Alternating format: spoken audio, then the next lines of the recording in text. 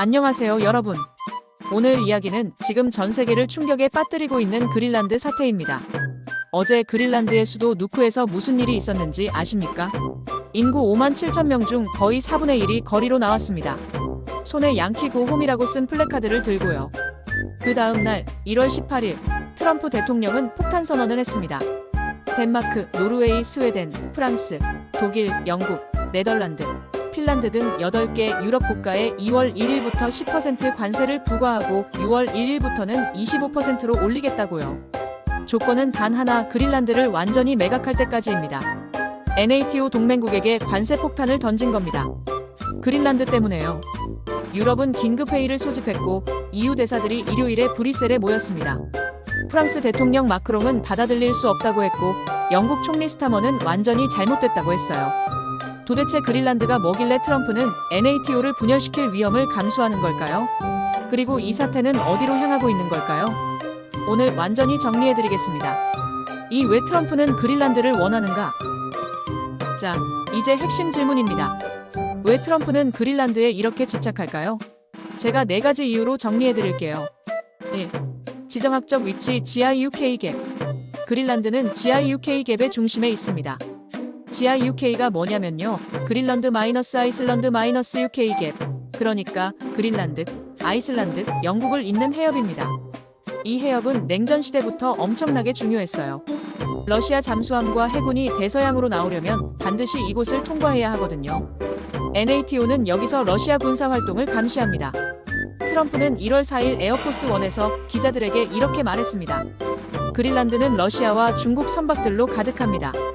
우리는 국가 안보 관점에서 그린란드가 필요합니다. 덴마크는 이걸 처리할 수 없어요. 2. 군사기지 PITUFFIK 스페이스 베이스. 미국은 이미 그린란드에 군사기지를 가지고 있습니다. 바로 PITUFFIK 스페이스 베이스예요. 옛날 이름은 툴레 공군기지였고요. 이 기지는 그린란드 북서부에 있는데요. 미사일 조기경보 시스템, 우주감시, 위성 통제 임무를 수행합니다. 미국 본토 방어의 핵심 시설이죠. 1951년 덴마크와 미국이 그린란드 방위 조약을 맺었고 이 조약에 따라 미국은 그린란드에 군사기지를 둘 수 있어요. 2004년에 개정됐고요. 그런데 트럼프는 이것만으로는 부족하다고 봅니다. 특히 골든돔이라고 부르는 새로운 미사일 방어 시스템을 그린란드에 구축하려고 하는데 이를 위해서는 더 많은 통제가 필요하다고 주장하고 있어요. 3. 히토류와 전략 광물. 여러분, 히토류가 뭔지 아시죠? 스마트폰, 전기차, 풍력 터빈, 첨단 무기의 필수적인 17종의 광물입니다. 문제는 현재 중국이 전 세계 히토류 생산의 약 70%를 장악하고 있다는 겁니다. 정제 과정은 거의 90%를 중국이 독점하고요. 그린란드에는 엄청난 히토류 매장량이 있습니다. 특히 남서부의 KVANEFJELD 광산은 세계 최대급 히토류 프로젝트 중 하나로 평가받았어요. 그 외에도 그래파이트, 구리, 니켈, 티타늄, 우라늄 등 다양한 광물이 있습니다. 2023년 EU 조사에 따르면 EU가 지정한 34개 핵심 광물 중 25개가 그린란드에서 발견됐습니다.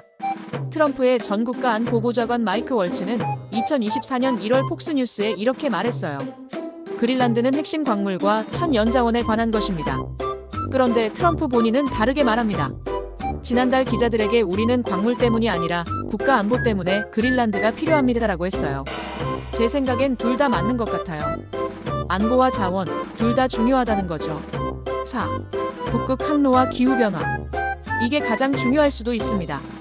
기후변화로 북극의 얼음이 빠르게 녹고 있어요. 북극은 지구의 다른 지역보다 거의 4배 빠르게 온난화되고 있습니다. 이게 무슨 의미냐면요. 북극 항로가 열린다는 겁니다. 지금은 아시아와 유럽을 오가려면 수에즈 운하를 통과해야 하는데 북극 항로가 열리면 항해 거리가 40%나 줄어들어요. 엄청난 경제적 이익이죠. 러시아는 이미 적극적으로 움직이고 있습니다. 78척의 핵추진 쇄빙선을 운영하고 있고 더 건조하고 있어요. 북극 지배력을 확장하려는 거죠. 중국은 2018년에 스스로를 금북극 국가라고 선언했습니다. 그리고 극지 실크로드를 1대1로 프로젝트의 일부로 추진하고 있어요. 미국은 어떨까요? 미 해안경비대는 겨우 3척의 쇄빙선만 운영하고 있습니다. 그것도 1976년에 만든 낡은 배도 포함해서요. 트럼프가 보기에 미국은 북극 경쟁에서 뒤처지고 있는 겁니다. 그리고 그린란드는 이 경쟁의 핵심입니다. 3. 역사적 맥락. 미국의 그린란드 매입 시도. 사실 미국이 그린란드를 사려고 한 건 트럼프가 처음이 아닙니다. 역사가 꽤 깁니다. 첫 번째 시도. 1867년 국무장관 윌리엄 슈워드가 그린란드 매입을 검토했습니다. 같은 해에 알래스카를 러시아로부터 720만 달러에 성공적으로 샀죠. 그린란드도 같은 방식으로 사려고 했던 겁니다. 하지만 이건 실현되지 않았어요. 두 번째 논의. 1910년에도 미 정부 내에서 그린란드 매입 논의가 있었습니다. 하지만 역시 진전은 없었어요. 제2차 세계대전 직후인 1946년 미국은 덴마크에 1억 달러를 제시하며 그린란드를 사겠다고 정식으로 제안했습니다. 2024년 가치로 환산하면 약 16억 달러예요. 덴마크는 단호히 거절했습니다. 그린란드는 덴마크의 역사와 정체성의 중요한 부분이라는 이유였죠. 재미있는 건 이 제안이 비밀이었다는 겁니다. 2020년대에 들어서야 문서가 공개됐어요. 1951년에 덴마크와 미국은 그린란드 방위 조약을 맺었습니다. 이 조약으로 미국은 그린란드에 군사기지를 둘 수 있게 됐고 실질적인 군사적 통제를 얻었어요. 한국전쟁 이후인 1955년 미 합동참모본부가 그린란드 인수를 다시 제안했습니다. 역시 실현되지 않았고요. 트럼프 1기에 2019년 8월 트럼프 대통령이 처음 그린란드 매입 의사를 밝혔습니다. 본질적으로 큰 부동산 거래라고 표현했어요. 당시 덴마크 총리 메테 프레데릭센은 터무니없다고 일축했습니다. 화가 난 트럼프는 예정됐던 덴마크 방문을 취소했어요. 2026년 트럼프 2기는 2025년 1월 트럼프가 재임하면서 그린란드 문제를 다시 꺼냈습니다. 하지만 이번엔 훨씬 더 공격적이에요. 2025년 12월 루이지애나 주지사 제프 랜드리를 그린란드 특사로 임명했습니다. 2026년 1월에는 유럽 8개국에 대한 관세 폭탄을 선언했고요. 가장 충격적인 건 군사력 사용을 배제하지 않는다고 한 겁니다. 3월에는 우리가 해야 할 만큼 멀리 갈 것이라고 했고 1월 10일에는 쉬운 방법을 원하지만 안 되면 어려운 방법을 쓸 것이라고 했어요. 4. 그린란드와 덴마크의 반응 1130. 그럼 당사자들은 어떻게 반응하고 있을까요? 그린란드 정부의 입장. 그린란드 총리 무테에게대는 명확합니다. 우리는 덴마크 사람이 되고 싶지도 미국 사람이 되고 싶지도 않습니다. 우리는 그린란드 사람이 되고 싶습니다. 2026년 1월 그는 이렇게 선언했어요. 그린란드는 우리 것입니다. 우리는 팔릴 수 없고 절대 팔리지 않을 것입니다. 그린란드 외무장관 비비안 모츠펠트는 트럼프 행정부와 협력할 의향은 있지만 주권 문제는 협상 대상이 아니라고 못 박았습니다. 덴마크의 대응. 덴마크 총리 메테 프레데릭센은 2019년에도 2025년에도 2026년에도 같은 말을 합니다. 그린란드는 팔 수 없습니다. 하지만 덴마크는 말만 하는 게 아니에요. 행동으로 보여주고 있습니다. 2025년 12월 덴마크 국방장관 트로엘스 룬드 폴센이 그린란드 방위비를 두 자릿수 10억 크론의 규모로 증액한다고 발표했습니다. 우리 돈으로 최소 1조 2천억 원에서 최대 12조 원 규모예요.